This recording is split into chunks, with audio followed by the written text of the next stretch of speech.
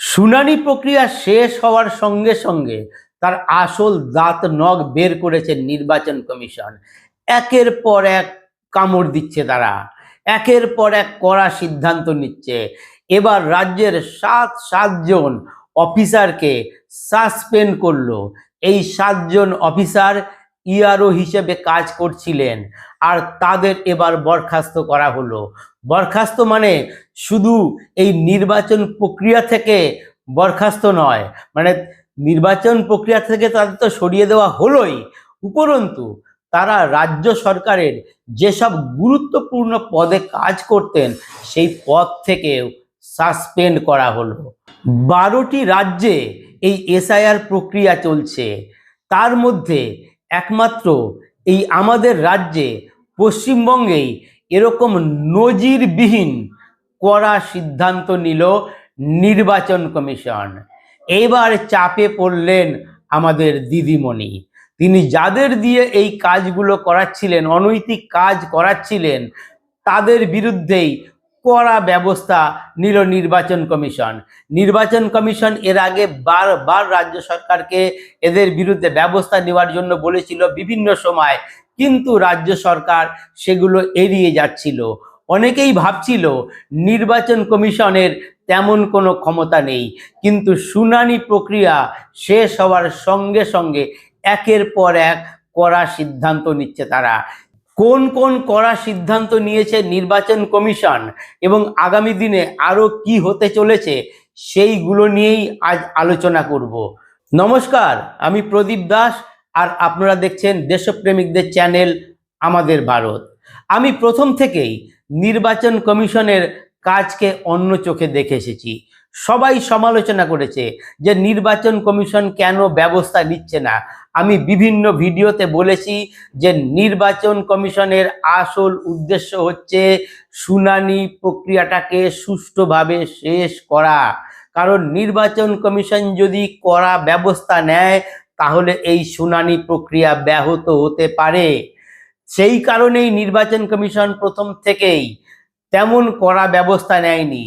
যখন বিভিন্ন এলাকায় বিভিন্ন শুনানি কেন্দ্রে বিক্ষোভ হয়েছে, ভাঙচুর হয়েছে, অগ্নিসংযোগ হয়েছে, এমনকি মাইক্রো অবজারভারদের মারধর করা হয়েছে, তখনও নির্বাচন কমিশন রাজ্যকেই জানিয়েছে যে ব্যবস্থা নিন। কিন্তু নির্বাচন কমিশন সরাসরি ব্যবস্থা নেয়নি, কারণ সেই সময় যদি ব্যবস্থা নিত তাহলে এই যে সংগঠিত শক্তি যারা চাইছিল যে শুনানি প্রক্রিয়াটাকে বানচাল করে দেওয়া, বন্ধ করে দেওয়া, সেটা তারা সফল হতো। কারণ কোনো এক জায়গায় ব্যবস্থা নিলে এই সংগঠিত শক্তি রাজ্যের বিভিন্ন এলাকায় ব্যাপক গন্ডগোল করত। সেই গন্ডগোল আটকেছে নির্বাচন কমিশন খুব ঠান্ডা মাথায়। আর যে সমস্ত অফিসাররা ইআরও বা এইআরওরা অনৈতিক কাজের সঙ্গে যুক্ত ছিলেন তাদের ক্ষেত্রেও নির্বাচন কমিশন বারবার সতর্ক করেছে। এর আগে ময়নার 2জন এআরও, এইআরও এবং বারুইপুরের 2জন ইআরও এবং এইআরওর বিরুদ্ধে ব্যবস্থা নিতে বলেছিল কমিশন। দুবার মুখ্য সচিবকে দিল্লিতে ডেকে তাদের বিরুদ্ধে ব্যবস্থা নিতে বলেছিল, এফআইআর করতে বলেছিল, কিন্তু রাজ্য সরকার করেনি। কারণ তখনও কিছু বলেনি, কারণ তখনও শুনানি প্রক্রিয়া শেষ হয়নি। এইবার যে সমস্ত অফিসারদের বিরুদ্ধে নির্বাচন কমিশন এর আগে অভিযোগ করেছিল, তাদের সতর্ক করেছিল, তারাও সেই জায়গা থেকে সরে আসেনি। আর যেই শুনানি প্রক্রিয়া শেষ হলো, সুষ্ঠুভাবে শেষ হলো, অমনি ব্যবস্থা নিতে শুরু করলো। কিন্তু এতদিন নেয়নি। কেন নেয়নি? এর আগে যদি কোনো অফিসারের বিরুদ্ধে নির্বাচন কমিশন ব্যবস্থা নিত তাহলে রাজ্যের বিভিন্ন অফিসাররা যারা এই শুনানি কাজের সঙ্গে যুক্ত আছে তারা হয়তো কাজ বন্ধ করে দিতেন, হয়তো কেন তারা বন্ধই করে দিতেন। তো নির্বাচন কমিশন সেটা জানতো, তাই তারা কোনো অফিসারের বিরুদ্ধে কোনো ব্যবস্থা নেয়নি। এতদিন শুধু তাদের নজরে রেখেছে। মাইক্রো অবজারভাররা তাদের কাছে তথ্য পাঠিয়েছে, সেই তথ্য নির্বাচন কমিশন সংগ্রহ করে রেখেছে। আর যেই শুনানি প্রক্রিয়া শেষ হলো সঙ্গে সঙ্গে কড়া ব্যবস্থা। 7জন অফিসারকে তাদের পদ থেকে বরখাস্ত করে দিল। যাদের বিরুদ্ধে ব্যবস্থা নেওয়া হলো তারা বিভিন্ন গুরুত্বপূর্ণ পদে রয়েছেন।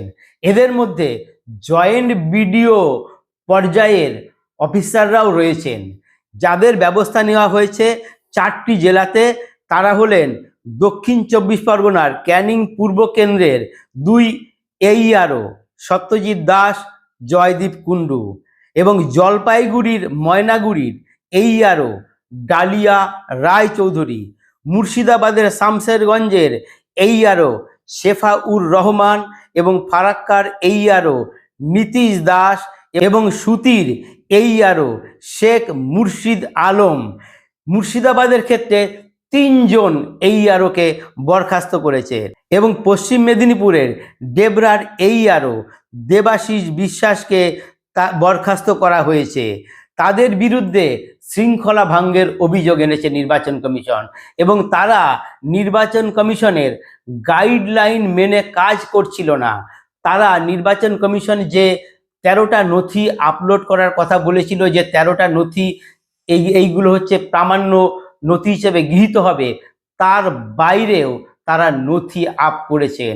সেই কারণে তাদের পদ থেকে সরিয়ে দেওয়া হলো, তাদের সাসপেন্ড করা হলো। এর ফলে কি হবে?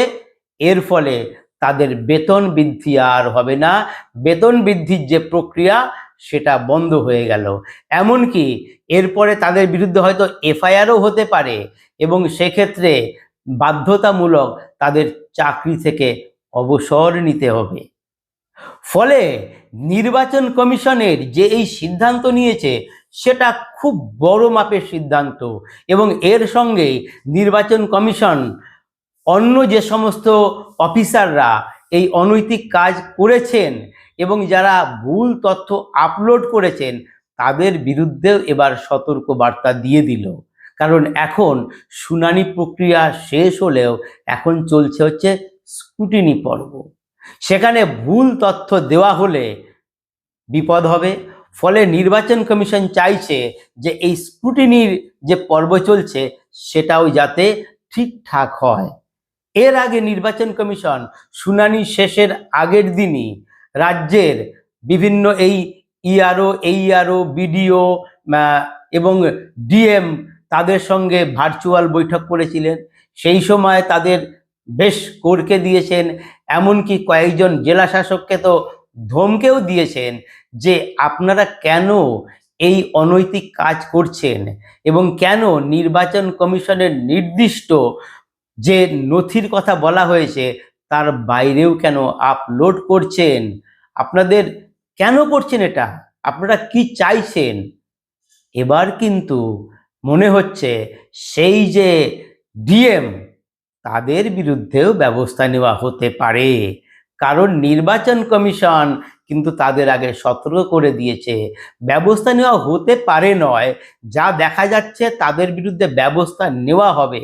কারণ নির্বাচন কমিশন বলে দিয়েছে যে তাদের কাছে এই সমস্ত তথ্য সংরক্ষিত থাকবে। শুধু এখনই নয়, 5 বছর পরেও যদি ভুল ধরা পড়ে তাহলে সেই অফিসারকে জবাবদিহি করতে হবে, এমনকি তার চাকরির জীবনে কালো দাগ পড়ে যেতে পারে। নির্বাচন কমিশন একে একে কামড় দিতে শুরু করেছে, তার আসল দাঁত নখ বের করেছে।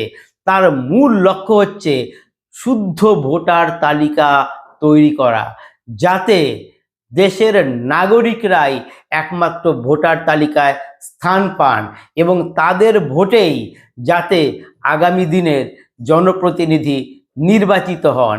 এই জন্যে নতুন এক নির্দেশিকাও নির্বাচন কমিশন জারি করেছে। জানিয়ে দিয়েছে বাংলার বাড়ি প্রকল্পে যারা নথি দিয়েছেন, মানে যারা বাংলার বাড়ি পেয়েছেন এবং সেই নথি আপলোড করেছেন, সেটা কিন্তু গ্রাহ্য হবে না। এই কথা শুনে অনেকেই হইচই করছে, শেষ মুহূর্তে কেন নির্বাচন কমিশন এরকম নির্দেশিকা জারি করলো, আগে কেন বললো না? আগে কেন বলবে? নির্বাচন কমিশন যে 13টা নথির কথা বলেছে তার সঙ্গে পরবর্তীকালে মাধ্যমিকের অ্যাডমিট কার্ড নেওয়া হয়েছে। তার কারণ হচ্ছে সেখানে বয়সের প্রমাণপত্র হিসেবে, কিন্তু সেই 13 নথির বাইরে বাকি কোনো নথি তো আপলোড করা যাবে না। তাহলে নির্বাচন কমিশনের সিদ্ধান্ত না মেনেই তো এই বাংলার বাড়ি প্রকল্পের নথি আপলোড করা হয়েছে, জমা দেওয়া হয়েছে। তাদের বোঝানো হয়েছিল যে এই নথি জমা দাও, এবং ইআরও, এইআরও এবং এর সঙ্গে যে ডিএম তিনিও যুক্ত হয়ে পড়েছেন। কারণ নির্বাচন কমিশন দেখেছে যে এই রাজ্যে বাংলাদেশ থেকে আসা যুবকও তৃণমূলের যুবনেতা হয়ে যান, বাংলাদেশ থেকে আসা ব্যক্তিও তৃণমূলের পঞ্চায়েত সদস্য নির্বাচিত হন। তাহলে বাংলাদেশ থেকে আসা দুধেল গাইরা তারা কেন বাংলার বাড়ি প্রকল্প পাবে না?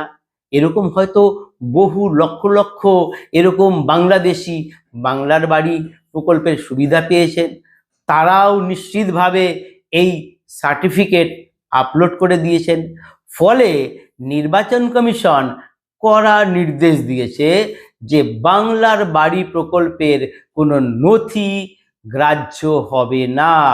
অতএব আবার বাদ যেতে চলেছে আরো কয়েক লক্ষ ভোটারের নাম, মানে ভুয়ো ভোটার।